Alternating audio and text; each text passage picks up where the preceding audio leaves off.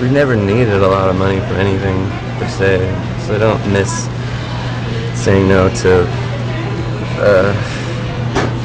$500,000 Land Rover thing or Cadillac thing. And altogether, it's come, some asshole added it all up and told us we've turned down about $4 million.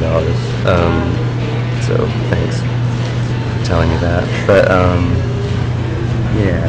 But now your new philosophy is to take the money and donate half of it to charities, and then tell me your whole First Class Tickets. But the other night you were saying about donating it to the company, to whoever's affected by whatever company is giving you the money.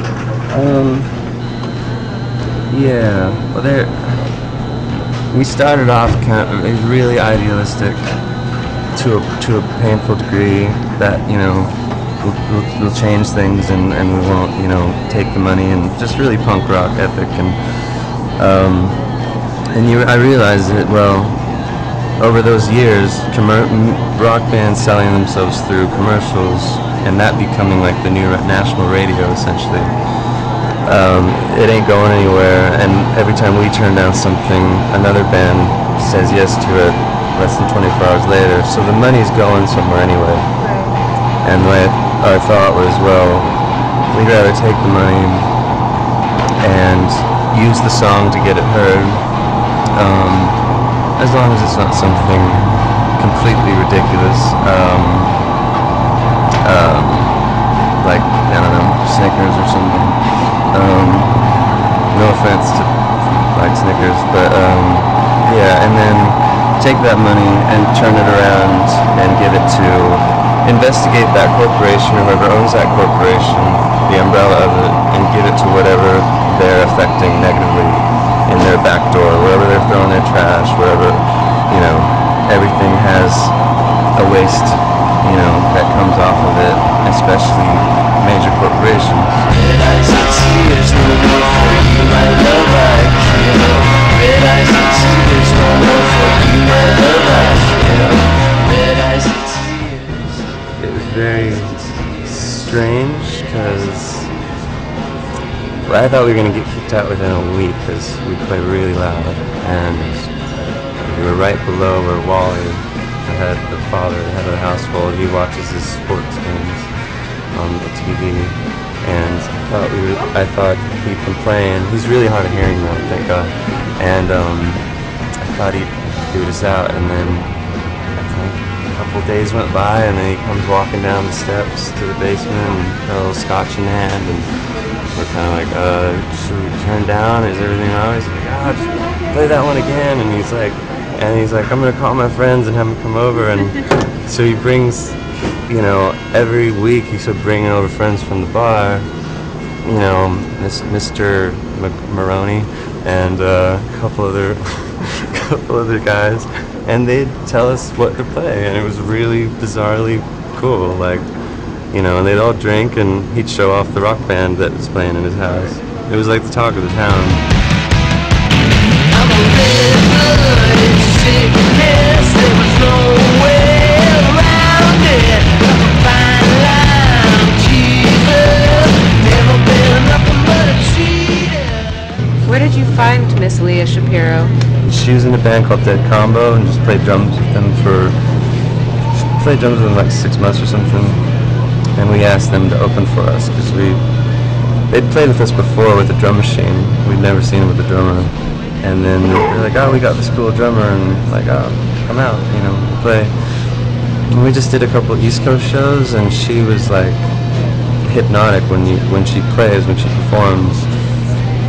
There's some sort of strange focus that she has when she plays that really draws you in, besides the fact that she's just incredibly talented, and especially for a female drummer, which is such a physical instrument, you don't see that forces. There's great drummers, but they play different style, but that kind of driving rock and roll was a really interesting combination, and reminded me of Nick, actually.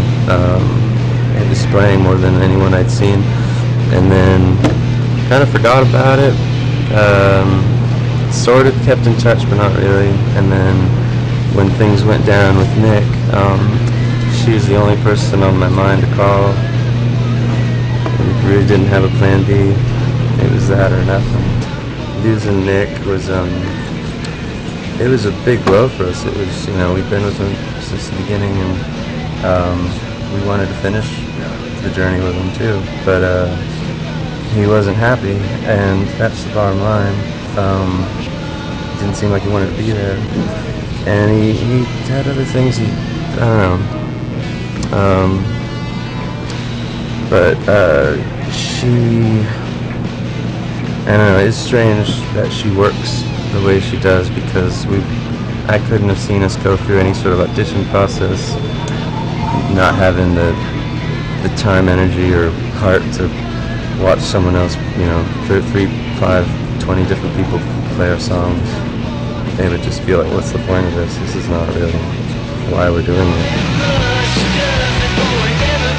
We thought about changing the name for a moment, but once the album began, all of it sounded like BRMC. Like, I was like, well, if we call it anything else, will start like saying, well, it just sounds like Black Rebel, and the whole thing would be kind of confusing. She sounds like more like us if we sounded when we started than we started sounding when everything kind of got confusing and complicated. So.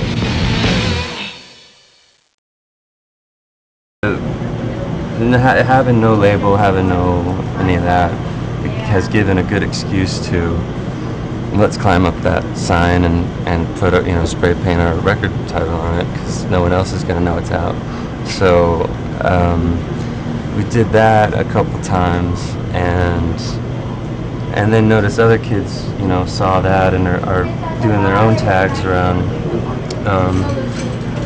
you know, the country, which is, I don't know, that it just feels really cool. It's a way of trading your art, I guess.